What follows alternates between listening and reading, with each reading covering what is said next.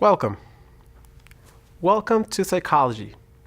This is going to be a class on introduction to psychology, and this will be the first lesson. What is psychology? So here the question is, what is psychology? To address properly this question, I would like to go to the most common stereotype. People ask me, what do you study? And I say psychology. People right away assume that I can read minds.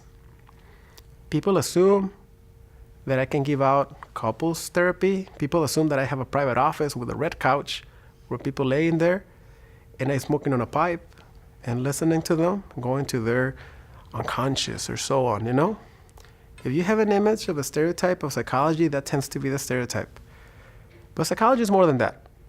Psychology, by definition, is a scientific study of mental processes and behavior. So, with that definition in mind, you will get to learn about psychology through different aspects, different stages. But let's go with the basics. Where did psychology came from? Well, even though the interest in the mind had been around for quite a long time, the first individuals that openly began to discuss the topic were in the ancient Greece times. Psychology is a branch that is born from philosophy. So you have individuals who were interested in the mind, but it was studied from a philosophical perspective. The real first laboratory that opened up to study the mind was coming from the University of Leipzig with an individual called Wilhelm Wundt. Wilhelm Wundt may be considered a pioneer name in the field of psychology, the first individual that opened up the interest. Old school guy, lectured old school. He would stand on a podium and talk about his findings, and students would listen to him talk for hours and hours and hours. He wasn't too popular. This, we're talking about the mid to late 1800s, but the movement really began in Europe. Eventually, psychology was also addressed in a very famous book called Principles of Psychology by a philosopher called William James. In the United States, the interest in the mind was also expanding, but it was not as scientific as it was in Europe. Even though the interest in the mind had been around for some decades, the individual that is credited for making the field popular is a name that you may have heard before, Sigmund Freud. Sigmund Freud began the first major theory of psychology, which is called psychoanalysis.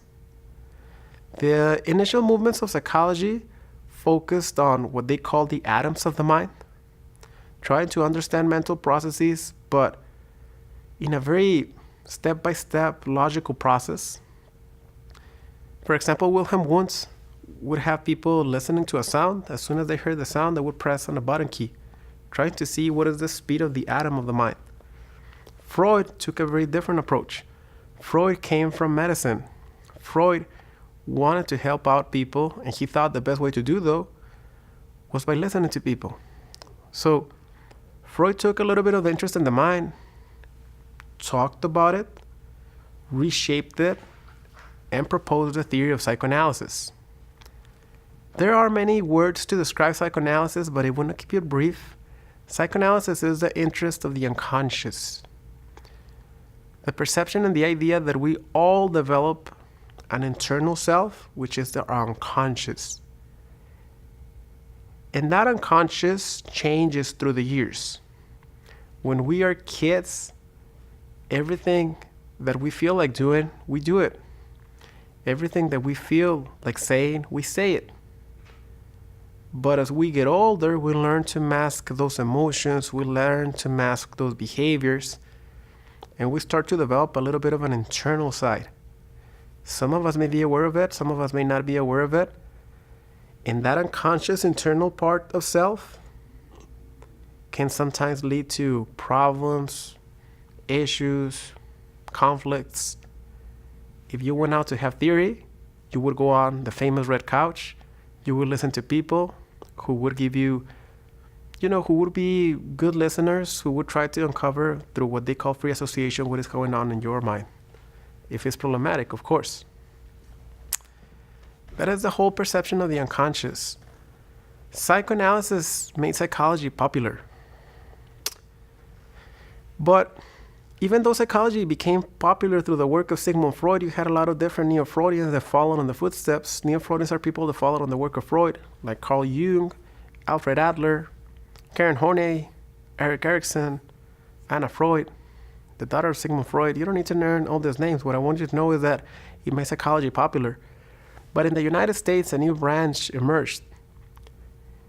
By the 1880s approximately to the 1910s, 1920s, psychology was all studied from a psychoanalysis perspective. But in the United States, a new movement began to emerge in the 1920s. This is the second major theory in the history of psychology, behaviorism. Behaviorism talks about disregarding the unconscious, disregarding those things that you cannot really measure properly, and focus on observable behavior. If you can observe something, you can measure it, you can study it. These guys of behaviorism thought that the unconscious could not be properly measured. So let's dismiss all of that. It doesn't exist. The only thing that exists is what we can see. What we can see, we can measure. The key word here is observable. If we can see it, we can measure it, we can study it. Scientific, in essence, scientific. They would condense technical terms on the field to try to make psychology a respectable area. You have different names in here. You have Ed Thorndike, John B. Watson, Ivan Pavlov, B.F. Skinner. The movement of behaviorism ruled psychology from the 1920s to about the 1970s. It began to lose strength. But when it was at its peak, they thought that who we were was only the result of the environment. There was nothing innate. A human being is born and is totally blank.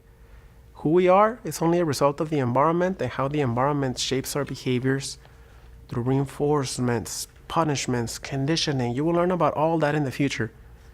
But where does psychology stand today? Today, the field is mostly shaped, pushed, influenced by what you call cognition, cognitive psychology. Cognitive psychology is the interest in mental processes from a scientific perspective. Let's try to focus to understand how a human being thinks. Most of the lessons of what you will learn in this class will be taken from a cognitive perspective.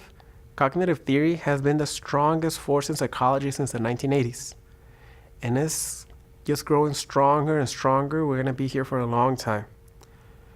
Let's focus on how the individual thinks. Let's try to find scientific methods to study how an individual thinks.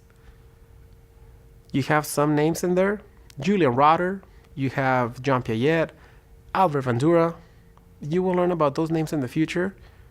For now, realize that the field of psychology could be defined as a scientific study of behavior and mental processes. They incorporate a history of theories coming from psychoanalysis, evolving into behaviorism, and now we're at cognitive theory. And that will be to welcome you into the field. Hope that you will enjoy our class.